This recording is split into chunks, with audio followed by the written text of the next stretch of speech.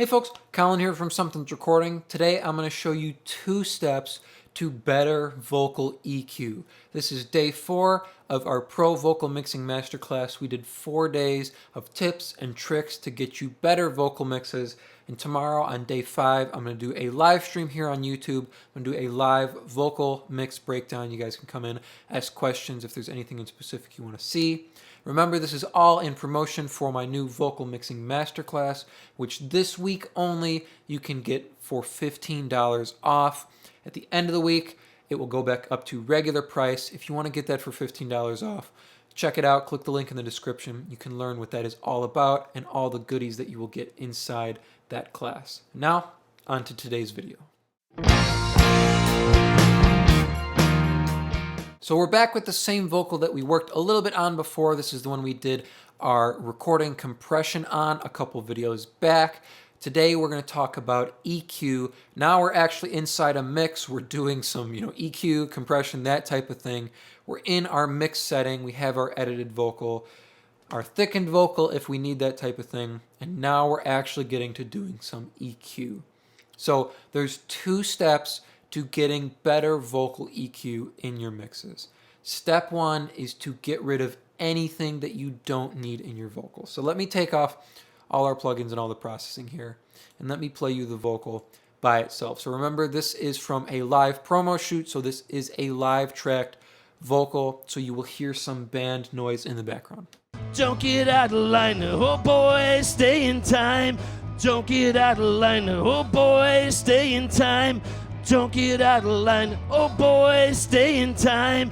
Don't get out of line, oh boy, stay in time. Don't get out of line, oh boys. So if I'm listening to this vocal, I want to get in the headspace of what's bugging me, what's wrong, is there an issue that's raising its hand? That's what I want to tackle first. Don't just go in blind, start trying to find frequencies. Oh, that one sounds bad. Oh, this one sounds good. Let me boost that. Figure out what you need to fix, figure out what's wrong, if there's any problems, issues sticking out, and attack those first. Don't go in blind.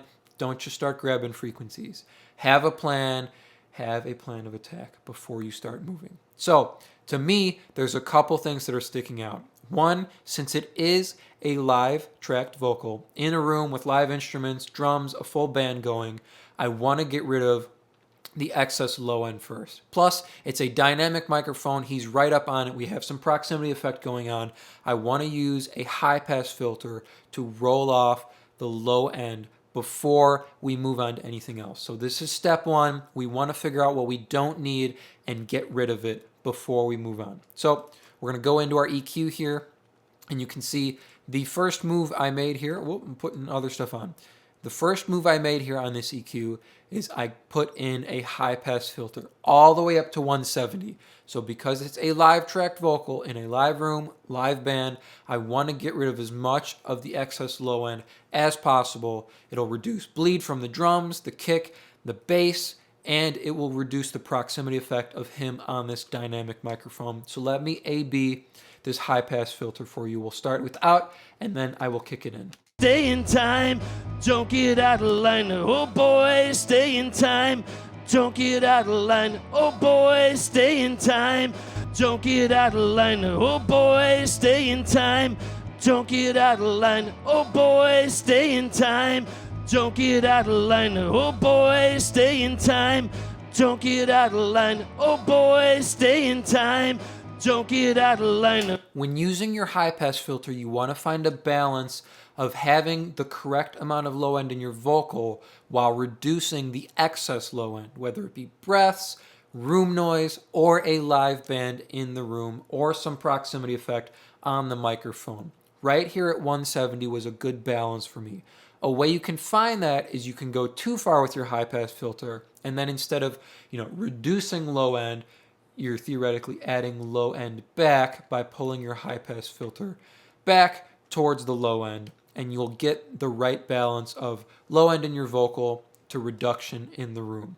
Now you heard here in this scenario, when I click in that high pass filter, it sounds like the bleed gets reduced in the room and his vocal gets a little bit more balanced sounding. It's not so low end heavy from this dynamic microphone. That's what we want. That was the first thing we wanted to get rid of. Now we'll listen one more time and see what else we need to reduce in this vocal.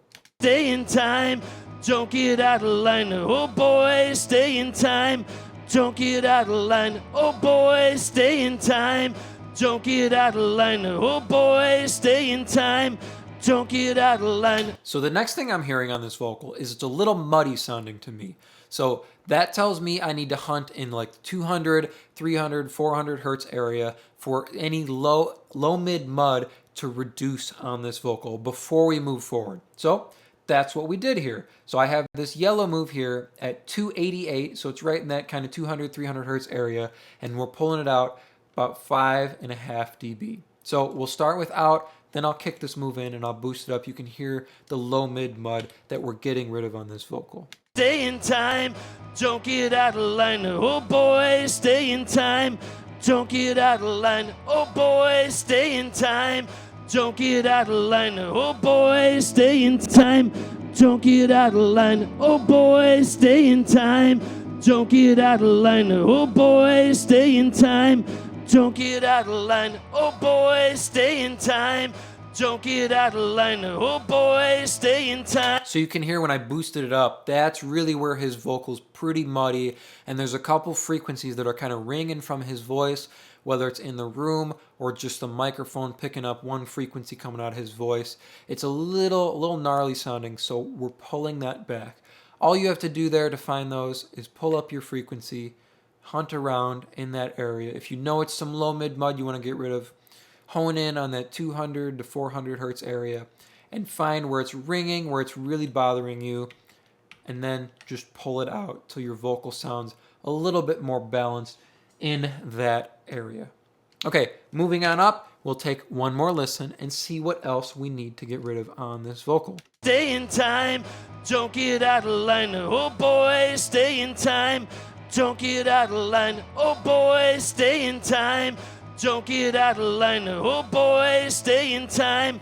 So after we got rid of that low mid mud, another problem presented itself, is the vocal got a little nosy in the mid range. So that'll happen sometimes when you uncover an area. So we got rid of the low mid mud, you'll hear the other problems in the vocal. That's why you want to take these piece by piece. Figure out what's wrong, find the issue, and go after it. Don't get lost in the endlessness of an EQ, okay?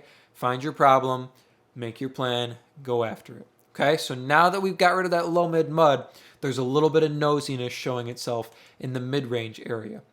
So same way you can hunt in the low mid area, find your EQ, pull it up, and go find the frequencies that are nosy or poking out in the mid-range area. For me, it was around this 550 area, 549 hertz, okay? So we'll start with out, then I'll click it in and I'll boost it up. You can hear the nosiness or the excess mid-range in that area. Stay in time, don't get out of line. Oh boy, stay in time, don't get out of line. Oh boy, stay in time, don't get out of line. Oh boy, stay in time, don't get out of line. Oh boy, stay in time, don't get out of line. Oh boy, stay in time, don't get out of line. Oh boy, stay in time, don't get out of line. Oh boy, stay in time, don't get out of line. Oh boys. You can hear when we click that move in, our vocal gets a lot more even sounding. It actually gets a little bit more crispy because we get a little bit more emphasis on that 2K to 5K area, that high mid area where he's got that nice grit, that nice tone in his voice.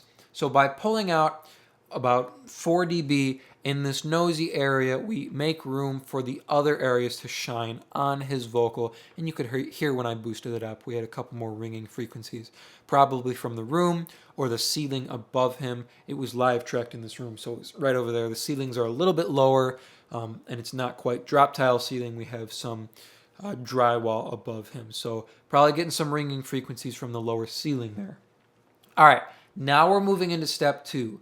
After we finish step 1, after we find, identify, and get rid of all of the areas that are bothering us on the vocal, then we start boosting what we want to add. So let's take a listen to the vocal and figure out if there's frequencies that we want to add, if there's anything on his vocal, any characteristics, any tone we want to exaggerate.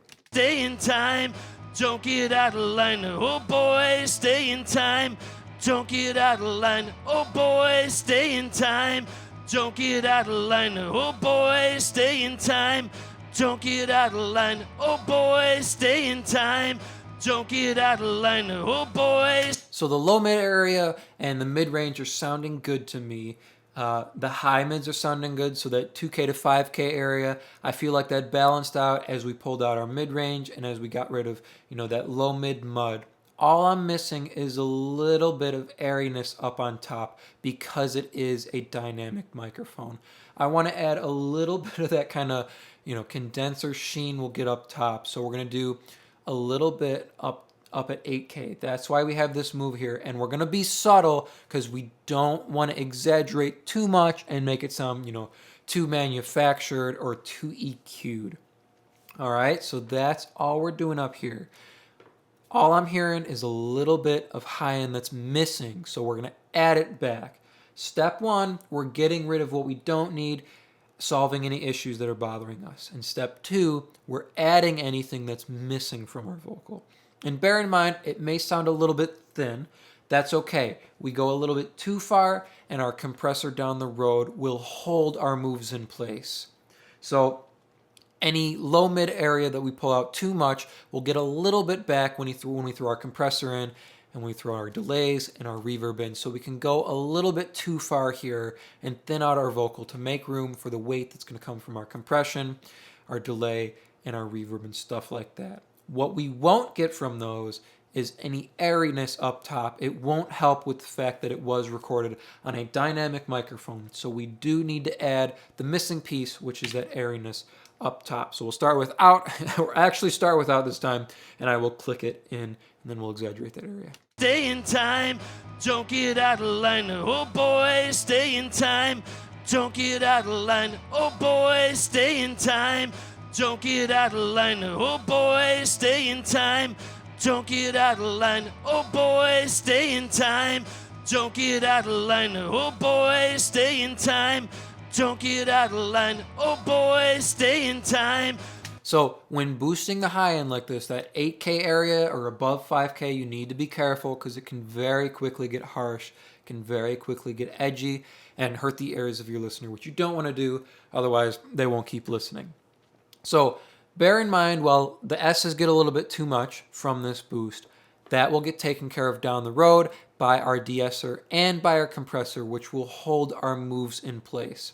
So when you're doing your EQ, it's usually a good idea to EQ into a compressor so it holds these moves in place.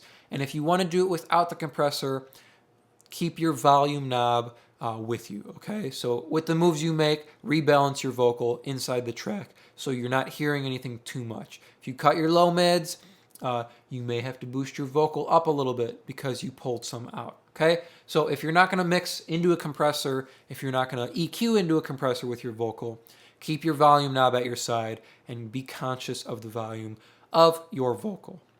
Those are your 2 steps to better vocal EQ.